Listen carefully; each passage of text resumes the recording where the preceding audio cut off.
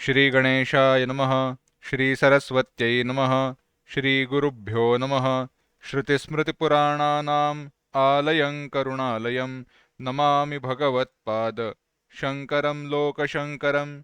शङ्करं शङ्कराचार्यं केशवं बादरायणं सूत्रभाष्यकृतौ वन्दे भगवन्तौ पुनः पुनः।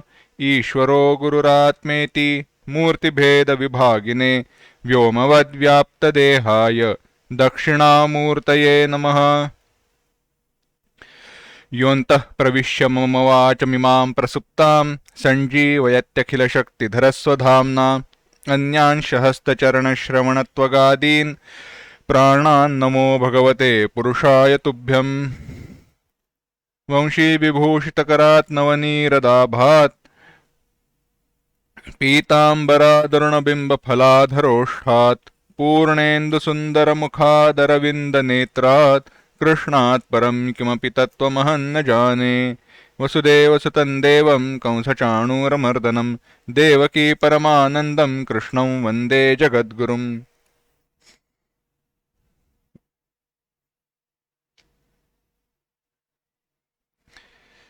आज के चिंतन को शुरुआत करने के पूर्व 14वें अध्याय के 11वें श्लोक से लेके 17वें श्लोक तक एक साथ पढ़ेंगे। सर्वद्वारेषु देहेऽस्मिन् प्रकाश उपजायते ज्ञानं यदा तदा विद्यात् विवृद्धं सत्त्वमित्युत। लोभः प्रवृत्तिरारम्भः कर्मणामशमस्पृहा रजस्येतानि जायन्ते विवृद्धे भरतर्षभ। अप्रकाशो प्रवृत्तिश्च प्रमादो मोह एव च। यदा सत्त्वे प्रवृद्धे तु प्रलयं याति देहभृत् तदोत्तमविदान् लोकान् अमलान् प्रतिपद्यते। रजसि प्रलयं गत्वा कर्मसङ्गिषु जायते तथा प्रलीनस्तमसि मूढयोनिषु जायते। कर्मणः सुकृतस्याहुः सात्विकं निर्मलं फलं रजसस्तु फलं दुःखम् अज्ञानं तमसः फलम्।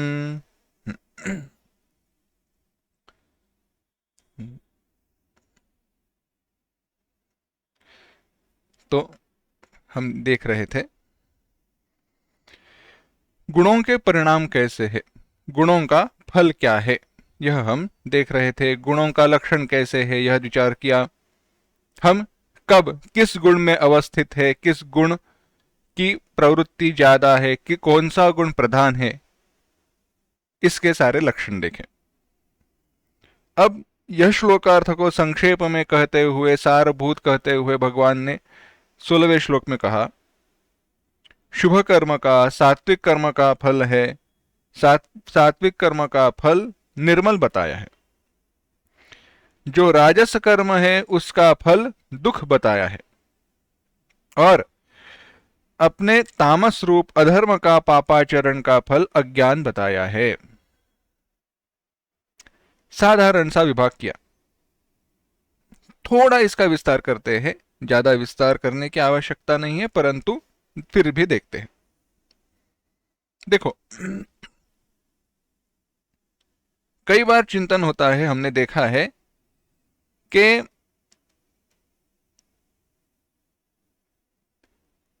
कर्म या कोई भी अवस्था हो, कोई भी विचार हो, वह अच्छा है या बुरा है, इसका अगर परीक्षण करना है तो फल को देखना चाहिए।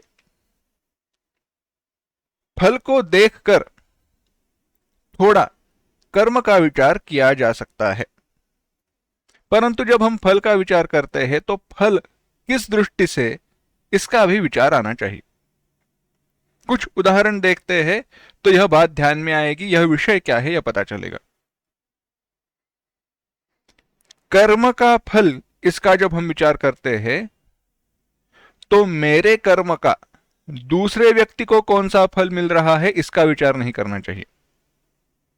मेरे द्वारा किए गए कर्म का दूसरे व्यक्ति को कौन सा फल मिल रहा है उसका विचार नहीं किया जाना चाहिए, मेरे किए हुए कर्म का मुझे ही कौन सा फल मिल रहा है इसका विचार होना चाहिए। कैसे, बात बताते हैं। हमने यह उदाहरण देखा है, भिन्न दूसरे संदर्भ में देखा है, कर्म के दृष्टि से देखा है, उसी का विचार एक भिन्न दृष्टि से हम कर रहे हैं। कोई साधु महाराज पेड़ के नीचे सोए हुए थे, उनके पैर पर छाले हुए थे, जख्म थे। तो कोई व्यक्ति ने देखा, बुरा लगा, आया, पैरों पर घी लगाया तो वह थोड़े मुलायम हो जाए, दुख ना हो, दर्द ना हो, इसके लिए। बाद में दूसरा व्यक्ति आया, उसने जो गन्ना था, गन्ना खा रहा था, खाए हुए गन्ने के टुकड़े उनको फेंक कर मारे। परंतु पहले व्यक्ति ने जब घी लगाया तो वहां पे चींटियां आई, काटने लगी। दूसरे व्यक्ति ने जब गन्ने के टुकड़े मारे तो चींटियां वो पैर को छोड़कर गन्ने के टुकड़ों की तरफ गई। इस सब का विचार करते वक्त हमने यह चिंतन किया था, कौन सा पुण्यात्मक कर्म है, कौन सा पापात्मक कर्म है, कौन सा अच्छा कर्म है, कौन सा बुरा कर्म है। और तब हमने यह निश्चित किया था कि बाह्य कर्म नहीं और कर्म का फल नहीं, परंतु कर्म करने का प्रयोजन, कर्म का मन में जो हेतु है वही कर्म को निश्चित करता है, वही कर्म है। शरीर के द्वारा किया गया कर्म नहीं, परंतु मन के द्वारा किया गया जो है वही कर्म है। इसीलिए शरीर से सोते हुए भी, शरीर से कोई कर्म हो न रहा हो, परंतु मन के द्वारा अगर विचार चल रहे हैं तो एक दृष्टि से वह कर्म है। वह निष्कर्मता, नैष्कर्म्य, निष्कामता नहीं है। मनः कृतम कृतम राम न शरीर कृतम कृतम। तो अभी इसी उदाहरण को इस संदर्भ से, इस दृष्टि से देखते हैं। उस महात्मा की सेवा का हेतु पहले व्यक्ति के मन में था। महात्मा के सेवा का हेतु पहले व्यक्ति के मन में था, इसलिए उसने घी लगाया। अब महात्मा के पैरों पर घी लगाने का महात्मा को फल क्या मिले, वह महात्मा का प्रारब्ध है। महात्मा के पैरों को घी लगाने के बाद महात्मा को उसका क्या फल मिले, वह महात्मा का प्रारब्ध है। अच्छा मिलना है तो अच्छा मिलेगा, बुरा मिलना है तो बुरा मिलेगा। उसमें, उस प्रारब्ध फल में यह केवल एक साधन भूत हुआ है यह व्यक्ति, बाकी कुछ नहीं। परंतु उनको उनका दर्द कम हो, उनकी सेवा हो, इस दृष्टि से पहले व्यक्ति ने कर्म किया था। इसीलिए उसको जो पुण्यात्मक फल मिलने वाला है, उसको जो पुण्य मिलने वाला है वह सात्विक है।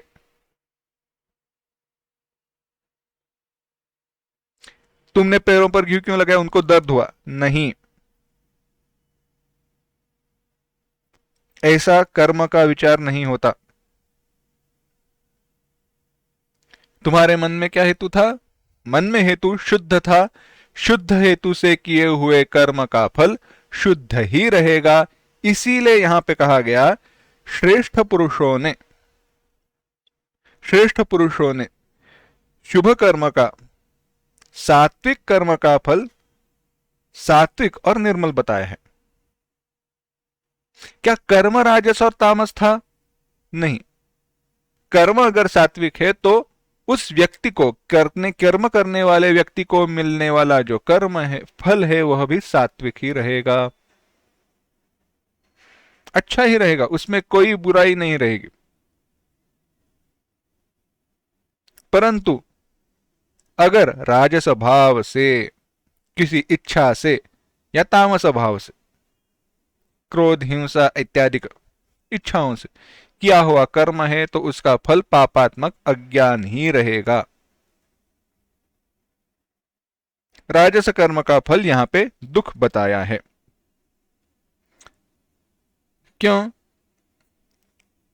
कर्म प्रभाव है ना। रजोगुण का संबंध किससे है? रजोगुण का संबंध कर्म से है। और कर्म से प्राप्त क्या होता है? कर्म से बाकी कुछ नहीं, दुख ही अंत में मिलता है। लोग कहते, कैसे हो आप, हर बार दुखी रहते हो? नहीं, हम दुखी नहीं रहते, कहते बैड एटीट्यूड, गलत तरीका है, गलत नजर है। अच्छे खुशी से देखो संसार की तरफ, मजे में रहो, मौज में रहो। बात बिल्कुल सही है, मौज में रहना ही चाहिए, दुखी रहकर मुंह लटका कर नहीं भी जीना चाहिए, बिल्कुल नहीं जीना चाहिए। परंतु अगर सुखी रहना हो तो व्यावहारिक दृष्टि से नहीं, पारमार्थिक दृष्टि से सुखी हो। बहुत भेद है। सांसारिक दृष्टि से अगर आप सुखी रहोगे तो सांसारिक सुख का कारण चले जाने पर दुखी हो जाओगे। परंतु पारमार्थिक दृष्टि से सुखी रहोगे, मौज में रहोगे, तो जीवन में, व्यवहार में सुख मिले या दुख मिले, आप निरंतर सुखी रहोगे। रजोगुण का विचार चल रहा है, कर्म से संबंध है, कर्म से प्राप्त क्या होता है, कर्म से प्राप्त सुख मिले या दुख मिले, अंत में वह दुख ही है, क्योंकि परिणामे विषमिव, यत्तदग्रे अमृतोपमम परिणामे विषमिव। भगवान 18वें अध्याय में बाद में कहेंगे, जो आरंभ में अमृत की समान है, बड़ा सुंदर है, परंतु अंत में कैसा है, विष की तरह है। हमारे गुरुजी उदाहरण दिया करते थे।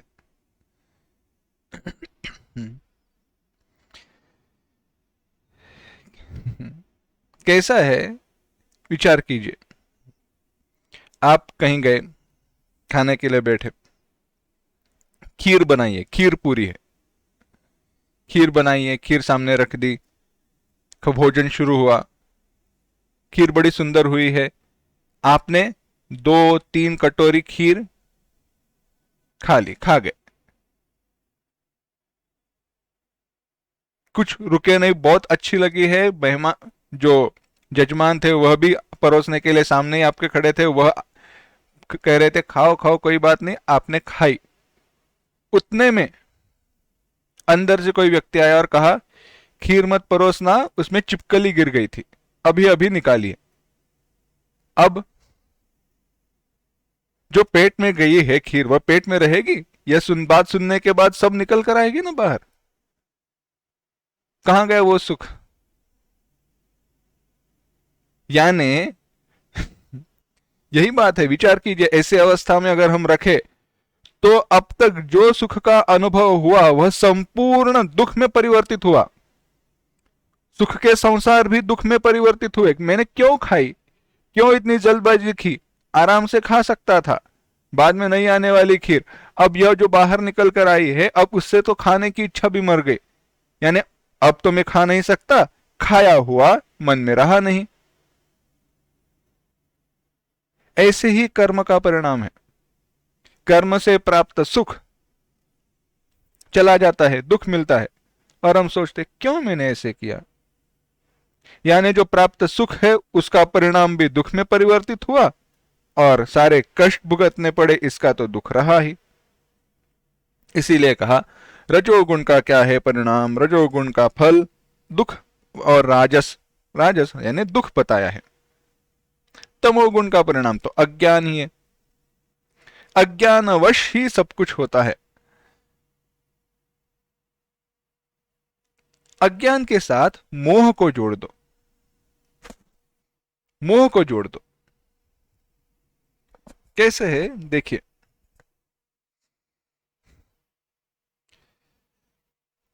राग एष लोभ एष रजोगुण समुद्भव महाशनो महापापमा विध्येनम यह वैरिणम, भगवान ने बताया था। कैसे है, अनिच्छन्न पिवार्षणेय बलादिव नियोजितः, भगवान कहते हैं अर्जुन, इच्छा ना होते हुए भी यह कर्म में प्रवृत्त होता है, रजोगुण का परिणाम है। परंतु इच्छा ना होते हुए भी कर्म में प्रवृत्त होना एक बार ठीक है, परंतु अच्छे बुरे का विवेक ना किए बिना बुरे कर्म में प्रवृत्त होना तमोगुण का परिणाम है। अच्छे बुरे का विवेक किए बिना कर्म में प्रवृत्त होना किसका परिणाम है? तमोगुण का परिणाम है, अज्ञान का परिणाम है।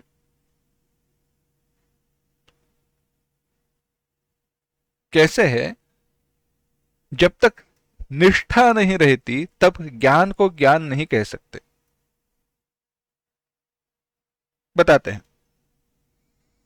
अगर किसी व्यक्ति को बताया ऐसे ऐसे कर्म करने पर फांसी की सजा होती है, हाँ बात पता चल गई, it is just an information, वह ज्ञान नहीं है। सबक सीखना हम कहते हैं ना, वैसे नहीं है वह, बस पता है, हाँ होने दो। परंतु उसका जो महत्व है, उसकी तीव्रता जो है, वह जब तक पता नहीं चलती, उसका ज्ञान जब तक नहीं होता है, तब तक यह व्यक्ति उस कर्म में प्रवृत्त हो जाएगा। आसान सा उदाहरण लेते हैं, हाईवे पे अगर बाइक से जा रहे तो हेलमेट पहनो, हेलमेट नहीं पहनोगे तो इतना इतना फाइन होता है, इतना इतना आपको पर्ची फाड़ी दी जाएगी, इतने पैसे आपको भरने पड़ेंगे, दंड इतना हो जाएगा, पता है। परंतु ठीक है ना, क्या है, भर देंगे, नहीं तो क्या 100 रुपए की नोट दे देंगे, आजकल तो बार कोड है तो ऐसे वो भी चलता नहीं है, ठीक है चल जाएगा। 10 बार जाने में एक बार पकड़े गए तो भी कौन सी बड़ी बात है, चल जाएगा। महत्व तो पता नहीं है, इसीलिए मेरा विचार क्या है, निष्ठा होनी चाहिए। वो दंड होने वाला है इसलिए मैं नहीं करूंगा, यह स्पष्ट होना चाहिए विचार। अज्ञान के कारण, तमोगुण के कारण यह संपूर्ण ढक जाता है, आवृत्त हो जाता है। इसीलिए ना करो ऐसे कहने पर भी, ऐसे ना करने से, ऐसे करने से यह बुरा कर्म, यह पापा कर्म, पापाचरण करने से ऐसा ऐसा फल मिलेगा, यह जानते हुए भी उस कर्म की तरफ हम प्रवृत्त होते हैं, तमोगुण का परिणाम है। इसीलिए तामस रूप अधर्म पाप कर्म का फल अज्ञान बताया, और अज्ञान बढ़ते ही जाता है। एक बार छूट गए तो बार बार जाएंगे, बार बार करते रहेंगे, ऐसी बात है। अब कहते हैं, इसीलिए बात को फिर से दोहरा रहे हैं, गुणों से क्या उत्पन्न होता है। तो कहते हैं 17वां श्लोक, सत्वात् संजायते ज्ञानम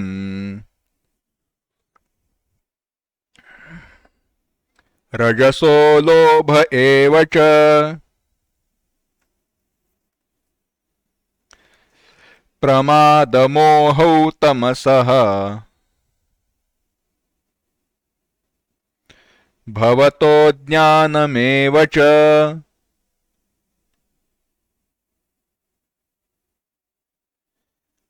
एक साथ, सत्वात् संजायते ज्ञानम रजसो लोभ एव च प्रमादमोहौ तमसः भवतो ज्ञानमेव च।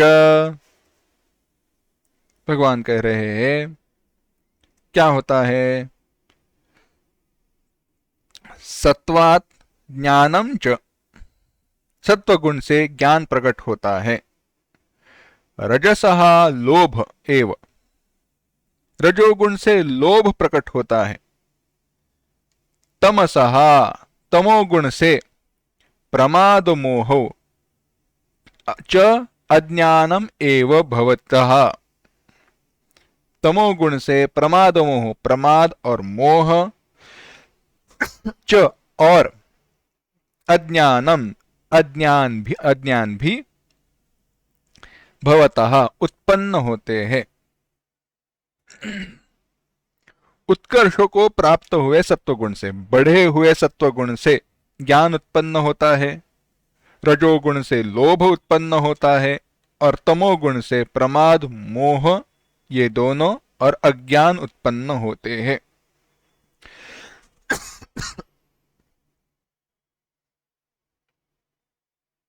यही मूल है। अगर कभी गुणों का विचार करना है तो यह उनका मूल है। सत्वात् संजायते ज्ञानम, आराम से विस्तार करते हैं। सत्वगुण से ज्ञान उत्पन्न होता है, सत्वगुण से ज्ञान उत्पन्न होता है, अर्थात ज्ञान यहां पे सत्कर्म दुष्कर्म का विवेक है। जब हम सात्विक रहते हैं ना, सत्व प्रवृत्ति ज्यादा रहती है, तभी यह विवेक हम कर पाते हैं। क्या अच्छा क्या बुरा, क्या सही क्या गलत, इसका विवेक हम कर पाते हैं सत्व गुण के कारण। आगे कहा रजोगुण से लोभ उत्पन्न होता है। रजोगुण के कारण क्या होता है? रजोगुण लोभ इत्यादि उत्पन्न करता है। लोभाविष्ट चेतसा, और लोभ से युक्त जब हमारा चित्त हो जाता है तो जो कर्म मनुष्य करता है वह लोभ के कारण ही करता है। यहां पे लोभ का विचार हमने एक देखा था। लोभ यानी क्या? जो दूसरे व्यक्ति के पास है उसके प्राप्ति की इच्छा लोभ कहा गया। जो दूसरे व्यक्ति के पास है वह मुझे मिल जाए, ऐसी इच्छा लोभ कहा गया। अब इसका ही थोड़ा विचार करते हैं। इस दृष्टि से अगर लोभ का हम चिंतन करें तो यानी ऐसे देखना, पड़ोसी के पास नई गाड़ी आई। अरे मेरी गाड़ी से बड़ी गाड़ी है, बेहतर गाड़ी है, बहुत महंगी है, अब मेरे पास भी ऐसी गाड़ी होनी चाहिए। लोभ उत्पन्न हुआ, इच्छा निर्माण हुई मन में। हम तो अच्छे भले आदमी हैं, तो हम क्या करेंगे? उसकी गाड़ी चोरी नहीं करेंगे। हम क्या करेंगे? लोन वगैरह लेंगे, कुछ जुगाड़ वगैरह करके, या अपनी पुरानी गाड़ी बेचकर नई गाड़ी खरीद लेंगे जो उससे भी अच्छी हो, उसके जैसी हो, कम से कम उसके जैसी बिल्कुल समान हो, अच्छी ना हो तो। यानी हमने क्या किया? यानी हमने विवेक किया, अच्छा क्या है बुरा क्या है, कर्म। लोभ हुआ, परंतु अच्छा क्या है बुरा क्या है थोड़ा विवेक किया, और लोभ के कारण जो विवेक है उसको करते हुए कहा नहीं नहीं, चोरी वगैरह नहीं करूंगा, उसके गाड़ी को हानि वगैरह नहीं पहुंचाऊंगा, परंतु मैं क्या करूंगा? मेरे पास भी नई गाड़ी आनी चाहिए। यह थोड़ा हम सात्विक और राजसिक के बीच में है। परंतु तमोगुण के कारण उसके टायर की हवा ही निकाल देंगे, उसके टायर गाड़ी को चोरी कर देंगे। यह तमोगुण का परिणाम है। हम नहीं करेंगे, परंतु जो लोभ के कारण तमोगुण की तरफ जाते हैं, यह क्या हुआ? सत्वगुण का अभाव, विवेक नहीं है, बिल्कुल नहीं है, यह तमोगुण है। और यह तमोगुण के कारण क्या हुआ? प्रमाद मोह। प्रमाद मोह विवेक के विरुद्ध, नहीं कर पाए विवेक। चोरी करना, डाका डालना, इसका परिणाम क्या है? बुरा है, दंड तो होगा ही, जेल में जाना पड़ेगा। विचार किया नहीं, कर्म कर बैठे, भुगतना पड़ेगा। यही है सत्वगुण, रजोगुण, तमोगुण।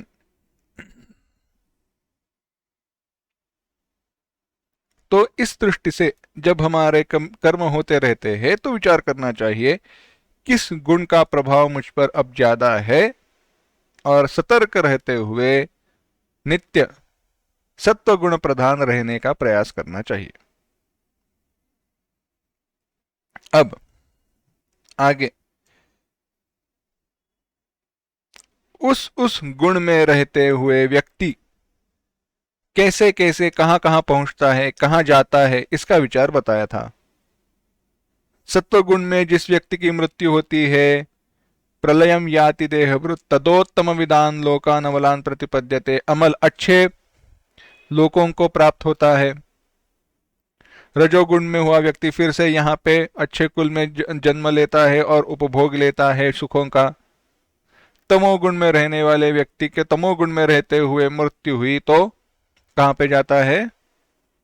पातालादिक अधोलोक जो है उनमें चला जाता है, नरकादिक लोकों में चला जाता है।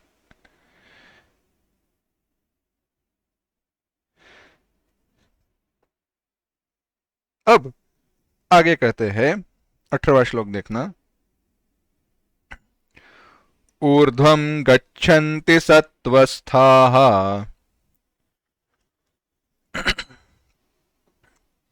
मध्ये तिष्ठन्ति राजसाः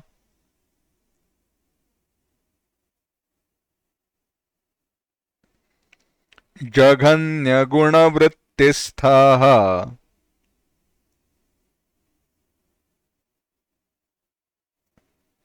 अधो गच्छन्ति तामसाः।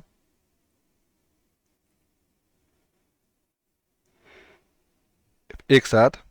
ऊर्ध्वं गच्छन्ति सत्त्वस्थाः मध्ये तिष्ठन्ति राजसाः जघन्यगुणवृत्तिस्थाः अधो गच्छन्ति तामसाः।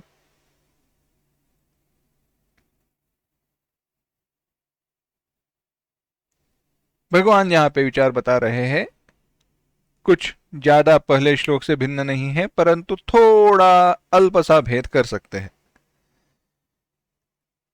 जन्म भर जो सत्वगुण में रहे हैं, जन्म भर वो जो रजोगुण प्रधान रहे हैं, जन्म भर जो तमोगुण प्रधान रहे हैं, उनकी गति कैसी होती है उसका विचार बता रहे हैं।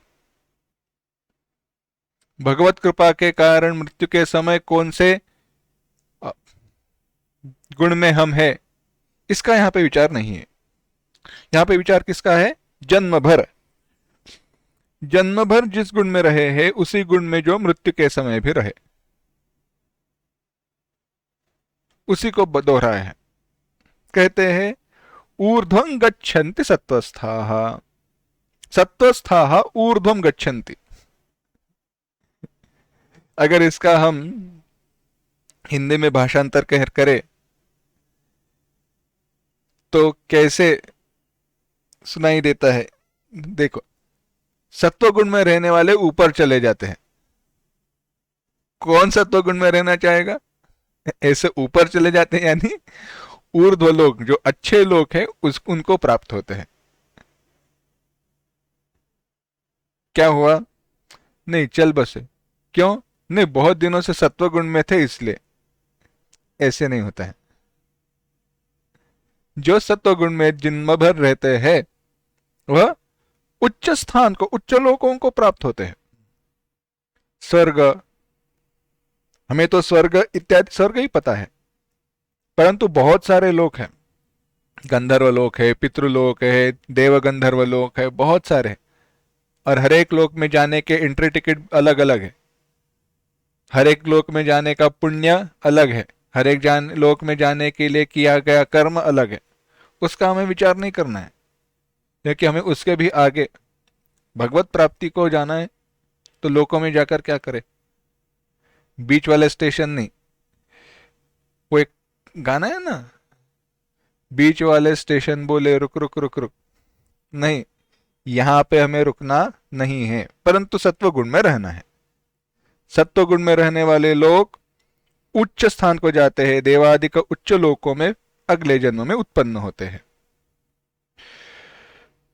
रजोगुण वाले बीच में ही रह जाते हैं, यानी फिर से पृथ्वी लोक में, मनुष्य लोक में उत्पन्न होते हैं। कम से कम मनुष्य योनि तो कंफर्म्ड है,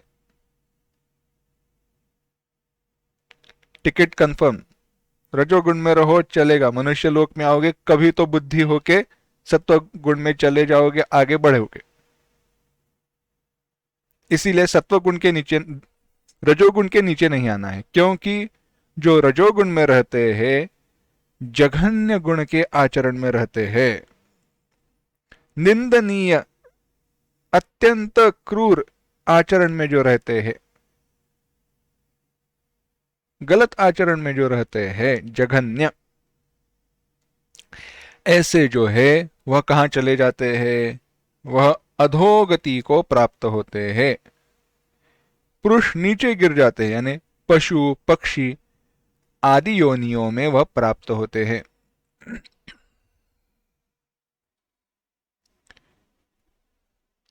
योनिमन्ये प्रपद्यन्ते शरीरत्वाय देहिनः स्थाणुमन्येनु संयन्ति यथा कर्म यथा श्रुतम्। उपनिषद ने कहा, कठोपनिषद ने कहा, यह अगला जन्म फिर से लेते हैं शरीर को प्राप्त करने के लिए, शरीर की प्राप्ति के लिए अगला जन्म लेते हैं, क्योंकि शरीर की प्राप्ति निश्चित है। परंतु कुछ लोग हैं ऐसे हैं कहां पे? स्थाणुमन्येनु संयंती। स्थाणुम यानी पेड़, पौधे, कीट, पतंग इत्यादि का सारे हो जाते हैं। क्यों? यथा कर्म यथाश्रुतम, जैसे जैसे उनका कर्म है वैसा वैसा उनको शरीर प्राप्त होता है, और उस शरीर में उनको सुख दुख जो भी है उपभोगना पड़ता है। इसीलिए साक्षात विचार नहीं कर सकते, परंतु कुछ विद्वानों ने, कुछ लोगों ने संदर्भ जोड़ते हुए कहा कि नरकादि का लोक अन्यत्र नहीं है, पृथ्वी पर ही है। यह संगति सही नहीं है, परंतु एक विचार के लिए योग्य है। एक कई किस मात्रा तक, किस मर्यादा तक यह विचार हम कर सकते हैं, क्योंकि हम जाने क्या कि हमारे गलत कर्मों का हमें क्या परिणाम भुगतना पड़ेगा, हम जान जाए। इसलिए कहा कि नरक आदि के लोग अन्यत्र कहीं पे नहीं है। कहां पे है? यही पृथ्वी पर नरक है। तो नरक की विचार कैसे? अन्य जो योनियां है ना, वही नरक है। हाँ, अन्य जो योनियां है वह नरक के समान है, यह बात सही है, योग्य है, क्योंकि वहां पे जितने कष्ट है उतने कष्ट कहीं पर भी नहीं है। कष्ट बहुत, दुख ही उपभोग, दुख ही दुख है, बहुत दुख को झेलना पड़ेगा।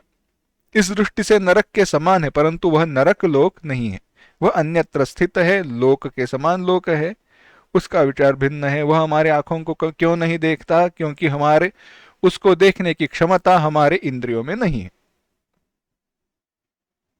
परंतु विचार कीजिए, कैसे बचपन में लिखा करते थे परीक्षा में, क्या मैं अगर पंछी होता तो, लिखा करते थे, यहां घूमता, वहां घूमता, डालियों पे घूमता, बाकी पंछियों के साथ बातें करता,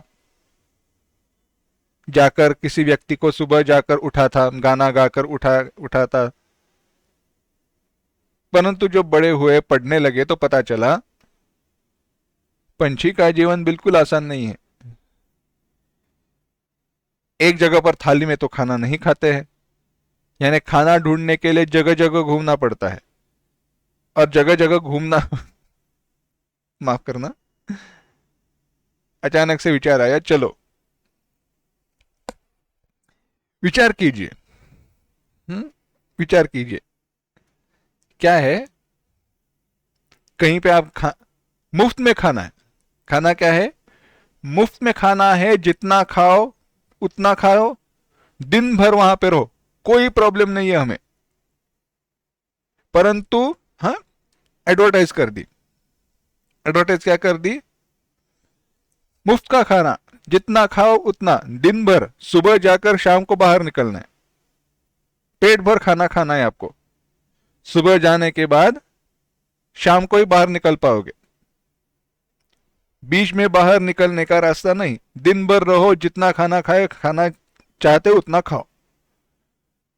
अंदर जाने के बाद पता चला, समझो एक जगह पर रोटी रखी है,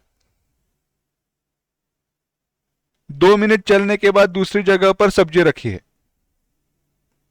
थाली है नहीं।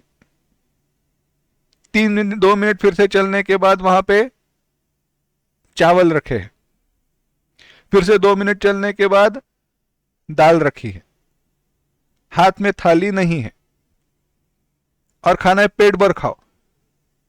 चावल भी आम नहीं है, दिल्ली बासमती राइस कहने के लिए क्या जाता है, दाल भी बहुत अच्छी बनी है, तड़का वगैरह ऊपर दिख रहा है, खीर भी बनी है, पूरी भी है, परंतु हर एक खाने की वस्तु एक से चलकर 2 मिनट तक है, और पानी 10 मिनट चलने के बाद जो जगह है वहां पे पानी है। दिन भर खाओ, कितना खाओगे? और खाने के बाद क्या आपका समाधान होगा? पंछियों की यही अवस्था है, खाना ढूंढने के लिए दिन भर उड़ते हैं, यहां वहां घूमते हैं, और घूमने में उनकी जो शक्ति खर्च होती है उसको प्राप्त करने के लिए भी उनको खाना खाना पड़ता है। कुछ पंछी है, कुछ प्राणी है जो इकट्ठा करके रखते हैं खाना। क्यों? क्योंकि वहां पे बाद में सर्दी का मौसम वगैरह रहता है जहां पे कभी खाना नहीं मिलता, उसके लिए उन्होंने उस प्रकार से वह बने हुए हैं। बाकी विचार भिन्न है। परंतु विचार कीजिए, पंछियों की ऐसी अवस्था है, क्या ऐसा बुफे में चलेगा? एक जगह पर जाकर हम क्या करेंगे, एक जगह पर एक रोटी है ना, रोटी खाएंगे और निकल आएंगे। फिर भी शाम तक नहीं निकल सकते, रुक नहीं सकते, क्योंकि रुक जाएंगे, पंछी रुक जाए, मर जाएंगे। इतना आसान जीवन नहीं है। कितने कष्ट। ऐसा परिणाम है तमोगुण का, ऐसी यह योनियां है। कहोगे पंछी का क्या उदाहरण लेते हो, हम तो शेर बनेंगे। अच्छा, शेर बनोगे बात अच्छी है, परंतु कितना खाना खाना पड़ता है। शिकार नहीं मिली तो क्या होगा? और आजकल तो शिकार मिलना मुश्किल हो गया है। आज, पहले जमाने में ठीक था, ठीक है, परंतु दूसरे शेर के साथ भिड़ना पड़ेगा, जगह के लिए उसके साथ झगड़ा करना पड़ेगा, क्योंकि उनकी भी टेरिटरी रहती है ना, टाइगर्स की, टाइगर लायन उनकी सबकी बहुत बड़ी रहती है। दूसरा है तो झगड़ा करना पड़ेगा, उससे हार गए तो जगह को छोड़कर जाना पड़ेगा, वहां पे कोई कोर्ट कचहरी नहीं रहती। बताए क्यों रहे? दुख का परिणाम का विचार करो। तमोगुण का यह परिणाम है, अधोगच्छन्ति तामसाः। तमोगुण के कारण पुरुष की जो गति है वह, इसीलिए क्या करना चाहिए? अब थोड़ा विचार करते हैं अगले श्लोक का विचार आरंभ करने के पूर्व।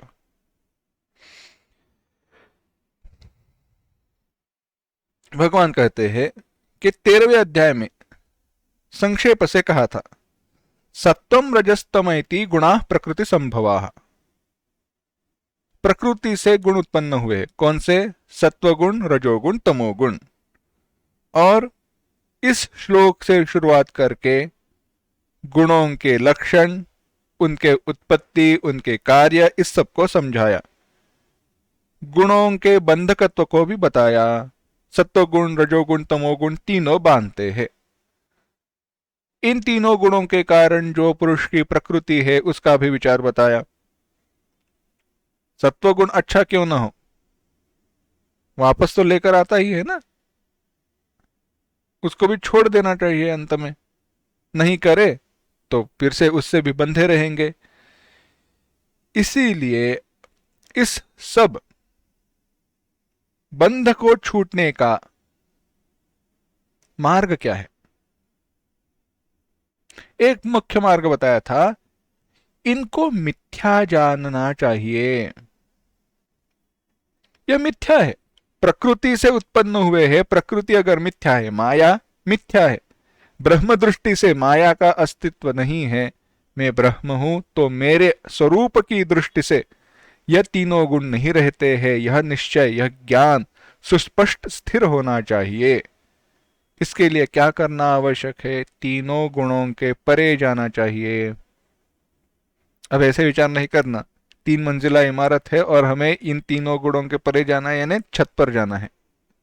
नहीं, किसी भी गुण में रहो, प्रारब्ध के कारण, परिस्थिति के कारण जिस गुण में रह रहे हो, तीनों गुणों में रहते हुए किसी भी गुण से संग को प्राप्त न होना, गुणों के परे जाना है। निस्संग। देखते हैं 19वां श्लोक। नान्यं गुणेभ्यः कर्तारम् यदा द्रष्टानुपश्यति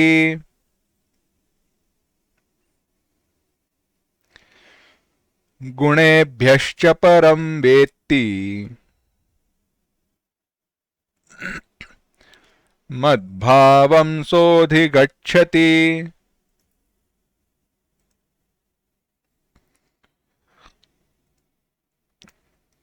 एक साथ, नान्यं गुणेभ्यः कर्तारम् यदा द्रष्टानुपश्यति गुणेभ्यश्च परं वेत्ति मद्भावं सोऽधिगच्छति।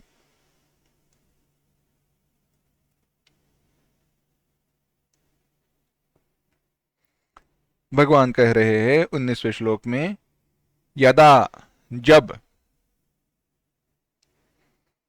दृष्टा विवेकी, दृष्टा यानी यहां पे विवेकी ज्ञानी पुरुष ज्ञानी होकर, गुणेभ्यः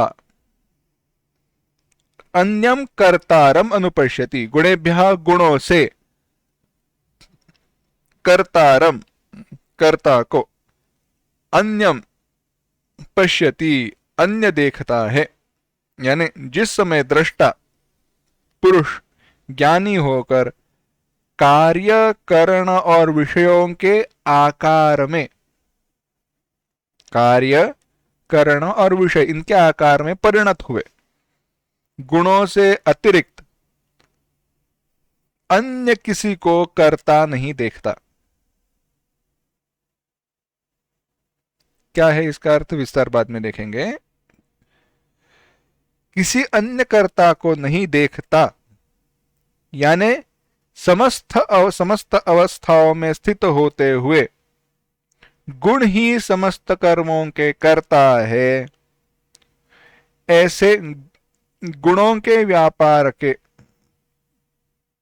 साक्षीभूत आत्मा को इस प्रकार से जो जानता है, गुणेभ्यश्च परम वेत्ति, गुणेभ्यः गुणों से, परम जो परे है वह, वेत्ति जानता है, सहा वह, मद्भावम अधिगच्छति वह दृष्टा, वह मेरे भाव को प्राप्त होता है, मेरे स्वरूप को प्राप्त होता है। अर्थ क्या बताया? भगवान कहते हैं जिस समय दृष्टा पुरुष ज्ञानी होकर कार्यकरण और विषयों के आकार में परिणत हुए, कार्य करण और विषयों के आकार में परिणत हुए, गुणों से अतिरिक्त अन्य किसी को भी नहीं देखता, यानी कोई अन्य करता है ऐसे देखता ही नहीं है, तब वह साक्षी रूप आत्मा को गुणों से परे जानता है और ऐसा ज्ञानी वह तब मेरे स्वरूप को प्राप्त होता है।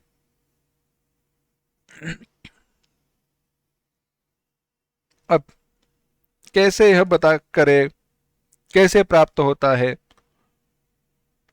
भगवान उसका विस्तार, उसका विचार अगले श्लोक में बताएंगे। परंतु भगवान यहां पे कहना क्या चाहते हैं इसको हम थोड़ा विस्तार करके देखते हैं। भगवान ने क्या कहा? भगवान ने कहा, सरल सी बात कही, जिस समय दृष्टा पुरुष ज्ञानी होकर अन्य किसी को भी करता नहीं देखता, अन्य किसी को करता भी नहीं देखता, हाँ, यानी क्या कहा? कर्तृत्व का विचार नहीं, अन्य किसी कर्ता को भी नहीं देखता है। यानी तो फिर देखता क्या है? सारी अवस्थाओं में स्थित हुए सारे जो गुण हैं वही सारे कर्मों के कर्ता है। गुणों के द्वारा ही गुणों में कर्म हो रहा है। गुणा गुणेषु वर्तन्ते इति मत्वा न सज्जते, इसे जानकर यह कर्म में प्रवृत्त नहीं हो रहा, यहां कहीं पे भी प्रवृत्त नहीं हो रहा, ऐसा व्यक्ति। अब क्या हुआ? अब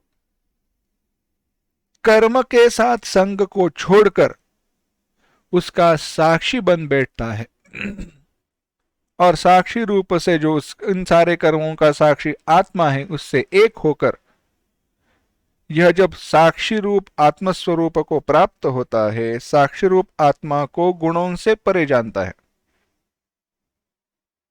अभी संग था, अब अलग हुआ, ऐसे साक्षी रूप आत्मा को जानता है तो वह व्यक्ति, भगवान कहते हैं, मुझे ही प्राप्त होता है।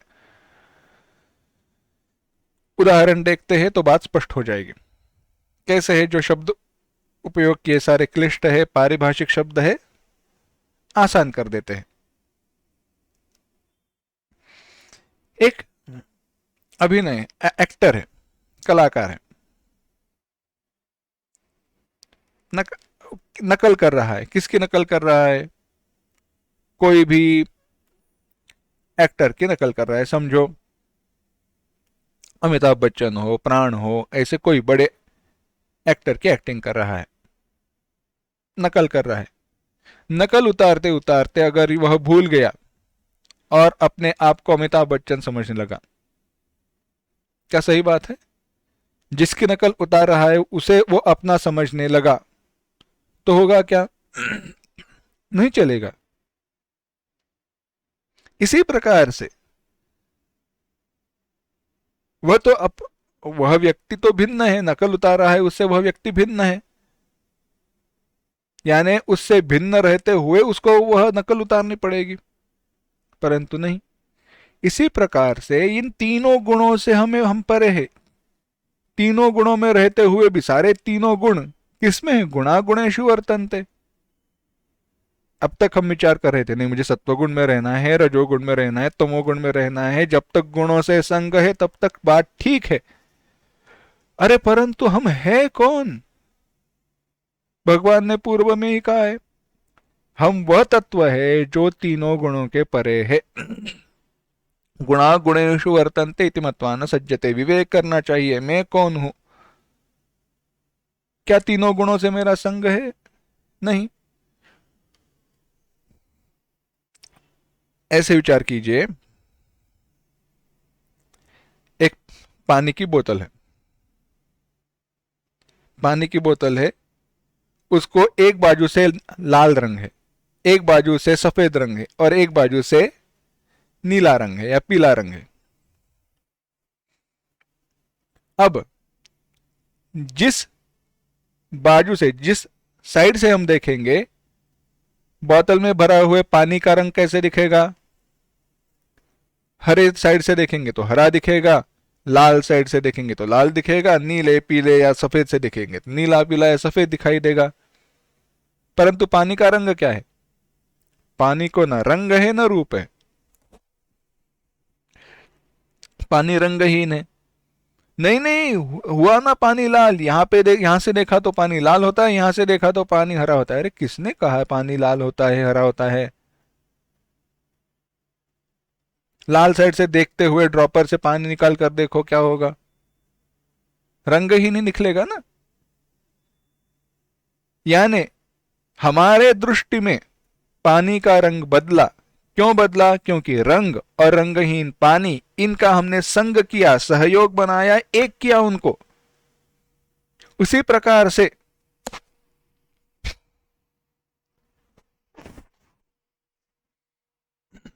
जब हम अपने आप को जीव समझते हैं, हमारे जीवत्व के साथ हमारा संग होता है, तो हमारे लिए सात्विक, राजसिक, तामसिक सारे गुण, सारी अवस्थाएं, सात्विक अवस्था, राजसावस्था, तामसावस्था, सब कुछ प्राप्त हो जाएंगे। और तब आएगा सत्वगुण में रहो, रजोगुण में ना रहो, तमोगुण में ना रहो, सत्व को बढ़ाना चाहिए, सत्वगुण में रहते हुए ऐसे लोक की प्राप्ति होगी, इत्यादि सब कुछ आएगा। परंतु मेरा स्वरूप क्या है? मेरा स्वरूप वह आत्म तत्व है, वह चैतन्य तत्व है जो इन तीनों गुणों के परे है। उसे मुझे जानना चाहिए।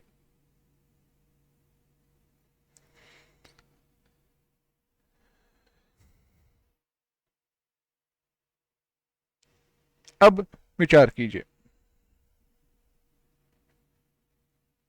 भगवान कहते हैं वह मेरे भाव को प्राप्त होता है, मेरे स्वरूप को प्राप्त होता है। यानी हुआ क्या?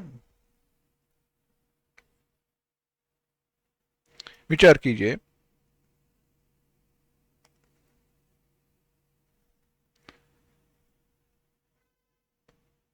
एक राजपुत्र है,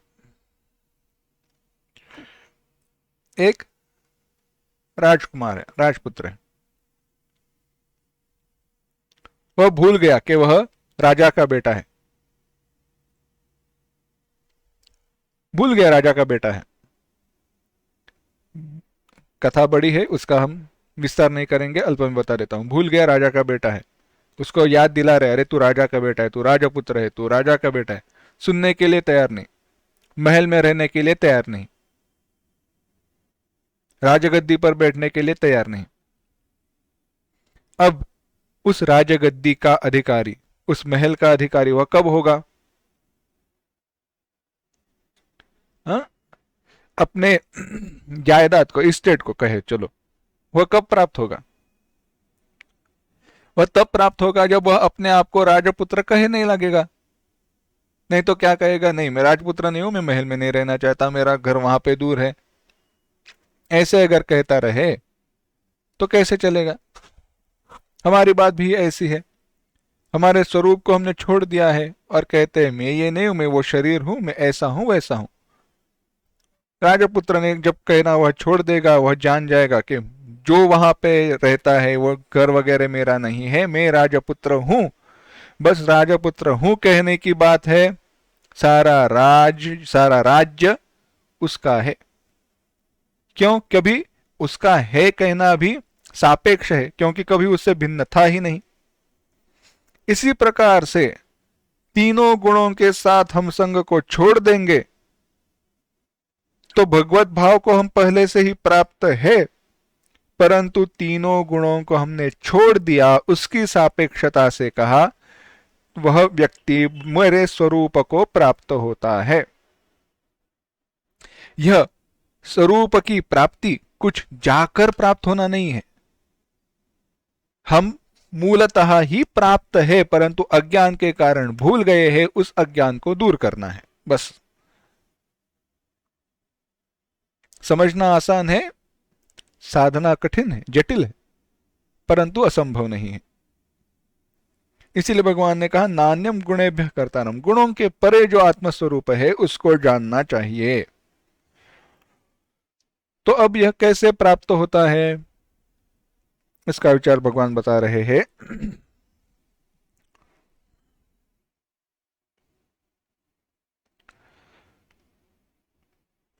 20वां श्लोक, गुणानेतानतीत्यत्रीन्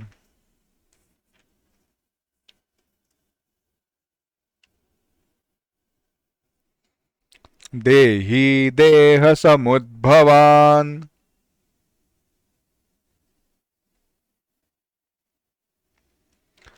जन्म मृत्युजरा दुःखैः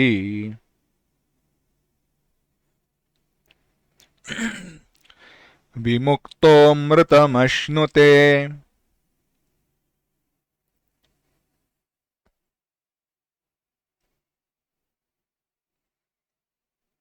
एक साथ, गुणानेतानतीत्यत्रीन् देहि देह समुद्भवान् जन्म मृत्युजरा दुःखैः विमुक्तोऽमृतमश्नुते।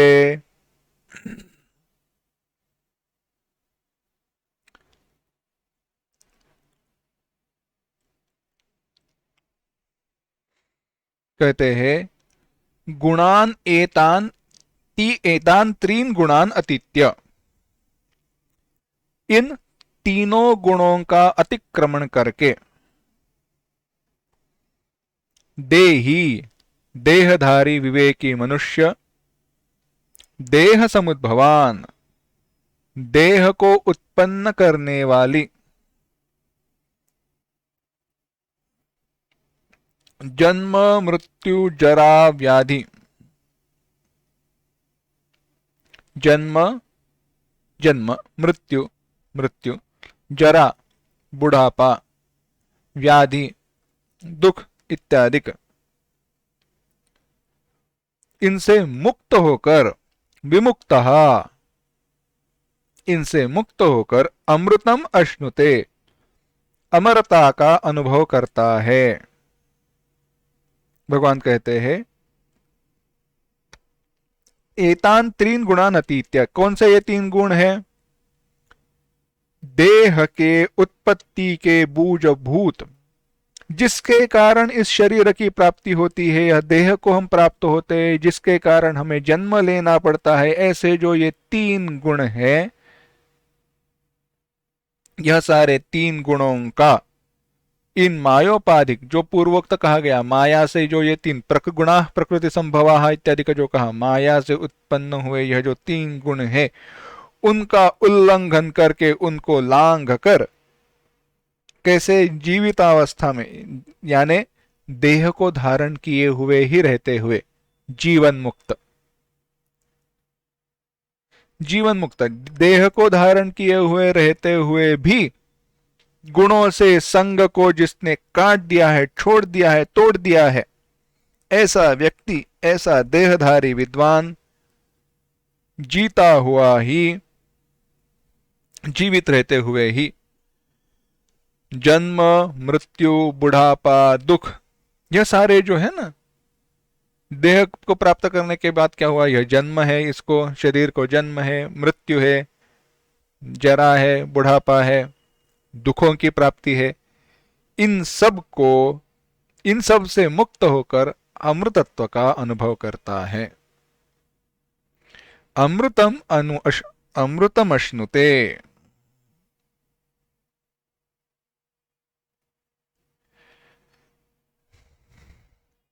और इसी प्रकार से वह व्यक्ति मेरे भाव को प्राप्त होता है। अब थोड़ा विचार करते हैं, देखो कैसे हुआ। देखो, तीनों गुणों से आगे जाने की बात कही, जीवन मुक्त का विचार यहां पे चल रहा है। उदाहरण देखते हैं तो बात पता चलेगी। हुआ ऐसे, महाशिवरात्रि का समय था और किसी व्यक्ति ने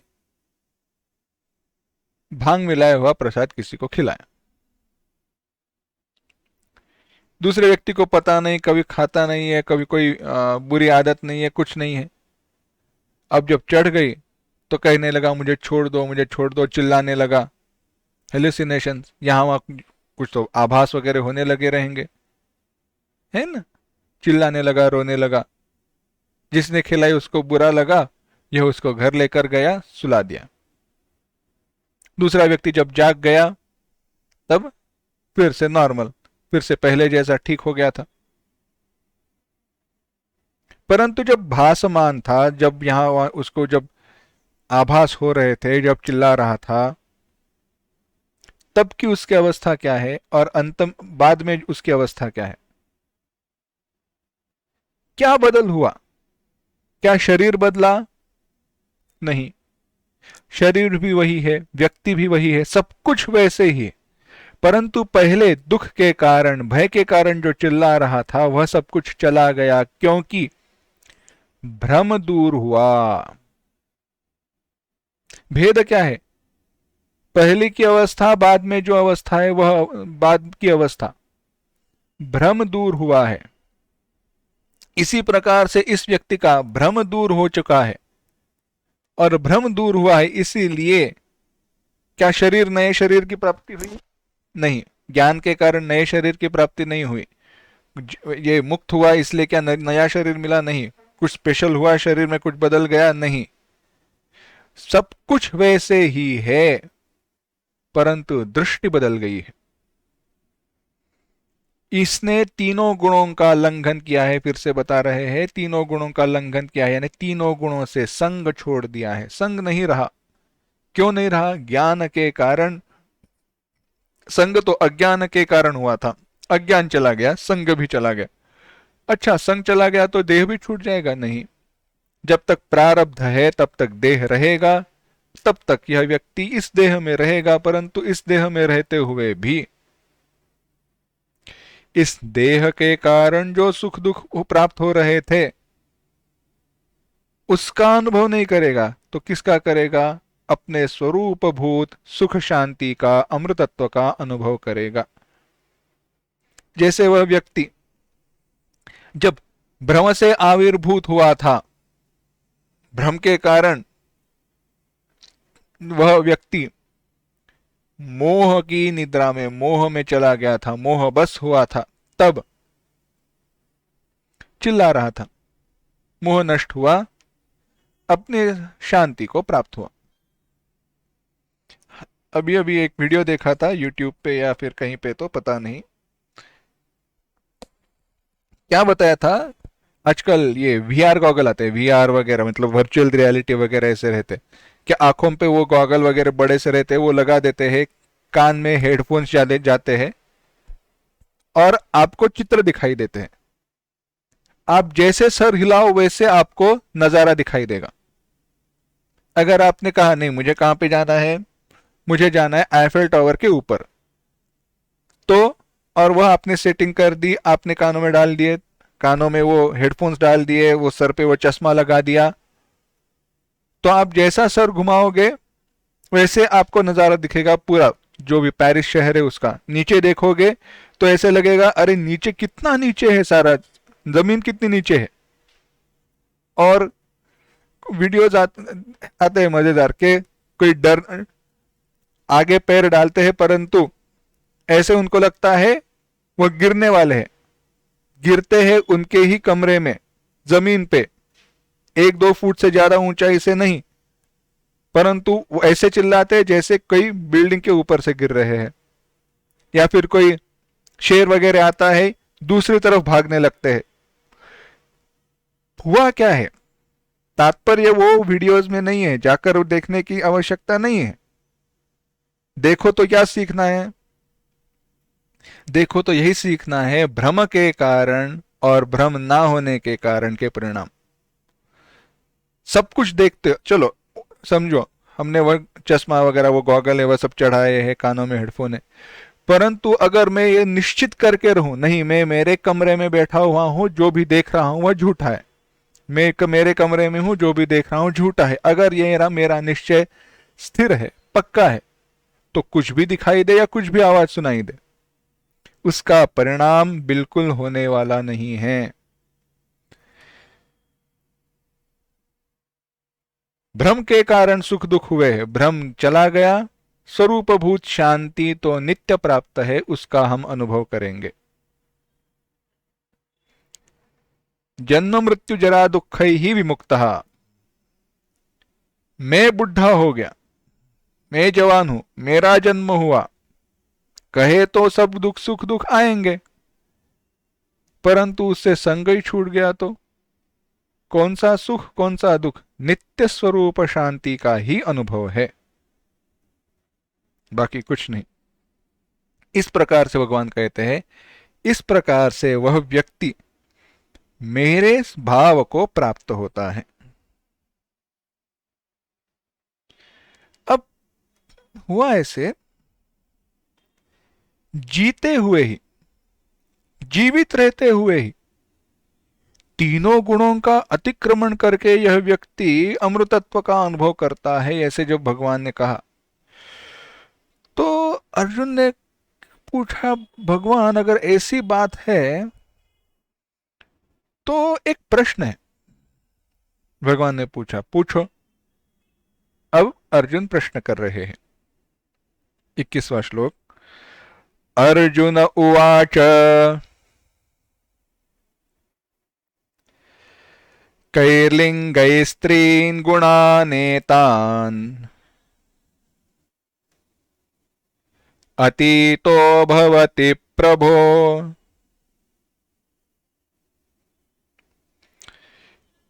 किमाचारः कथञ्चैतान्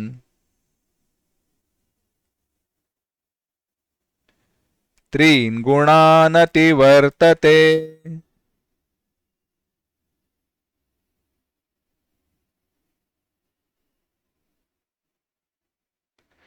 एक साथ। अर्जुन उवाच कैर्लिङ्गैस्त्रीन् गुणानेतान् अतीतो भवति प्रभो किमाचारः कथञ्चैतान् त्रीन् गुणानतिवर्तते।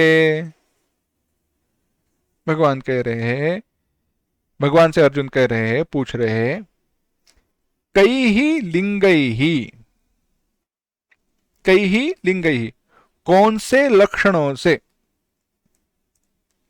चिन्ह ही, कौन से चिन्हों से, एतान त्रीन गुणान, यह जो तीन गुण हैं उनको, अतीतः, अतीतः पार करने वाला, पार हुआ, भवती होता है, किम आचारः उसका आचरण कैसे रहता है, कथम च एतान त्रीन गुणान अतिवर्तते, इन तीन गुणों को, यह इन तीन गुणों से मनुष्य कैसे अतीत होता है। प्रश्न पूछे भगवान से अर्जुन ने, कहा, हे प्रभु, हे भगवान, यह जो तीन पूर्व वर्णित जो गुण हैं, इन तीन गुणों से अतीत हुआ, पार हुआ पुरुष किन लक्षणों से युक्त होता है, उसके लक्षण क्या है, उसके लक्षण पता चले तो वह लक्षण हमारे में भी हो, ऐसा हम विचार करेंगे, प्रयत्न करेंगे, वह हमारी साधना हो जाएगी। वह कैसे आचरण वाला होता है, उसका आचरण कैसे रहता है, किस प्रकार से आचरण करता है, और किस प्रकार से, किन उपायों से मनुष्य इन तीन गुणों से अतीत हो सकता है, परे जा सकता है। लक्षण क्या है, आचरण कैसा है, परे जाने के उपाय क्या है।